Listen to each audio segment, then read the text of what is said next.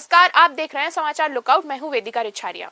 पश्चिम बंगाल में खेला अपने चरम पर है। मतदान खत्म हो चुका है और अब निगाहें टिक गई हैं 4 मई पर, जब ईवीएम खुलेंगी और तय होगा कि क्या इस बार बंगाल में सच में परिवर्तन आएगा या फिर दीदी का किला एक बार फिर अडिग रहेगा। लेकिन नतीजों से पहले ही एक जगह ऐसी है जहां राजनीतिक तापमान सबसे ज्यादा गर्म है।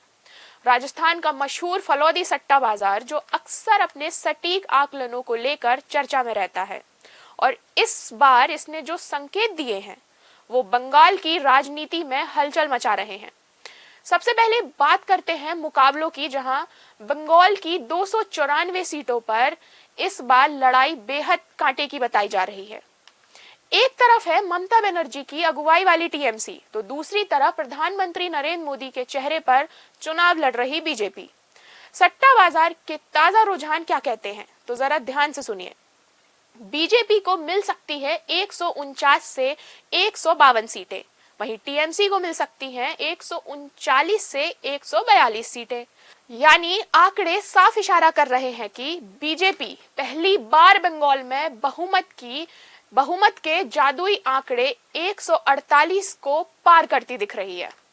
लेकिन कहानी इतनी सीधी नहीं है, क्योंकि टीएमसी भी बहुत पीछे नहीं है, और यही वजह है कि मुकाबला आखिरी पल तक सस्पेंस से भरा रहने वाला है।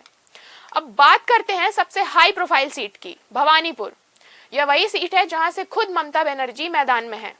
सामने चुनौती है शुवेंदु अधिकारी की, लेकिन सट्टा बाजार यहां बिल्कुल कंफ्यूज नहीं है।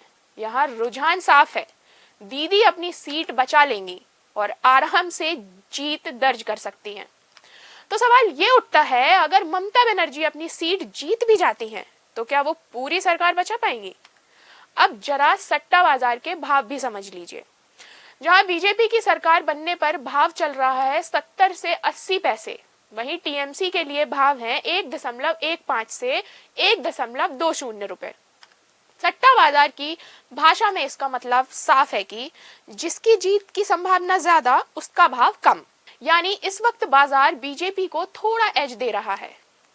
लेकिन ये भी याद रखिए, सट्टा बाजार कोई आधिकारिक एजेंसी नहीं है और इससे आंकड़े जमीनी सच्चाई की गारंटी नहीं होती। अब यहाँ बड़ा सवाल ये उठ रहा है कि क्या इस बार बंगाल में सच में सत्ता परिवर्तन होने जा रहा है? क्या बीजेपी इतिहास रचते हुए पहली बार सरकार बनाएगी, या फिर ममता बनर्जी एक बार फिर सभी अनुमानों को गलत साबित कर देंगी? सट्टा बाजार के ये आंकड़े सिर्फ संकेत हैं, सच नहीं। फिलहाल जवाब छिपा है ईवीएम में, और इंतजार है 4 मई का, जब तय होगा असली खेला। क्या बंगाल में नई कहानी लिखी जाएगी या फिर पुराना इतिहास दोहराया जाएगा? आपके हिसाब से कौन जीतेगा बंगाल? हमें कमेंट सेक्शन में जरूर बताइए। पूरा वीडियो देखने के लिए शुक्रिया।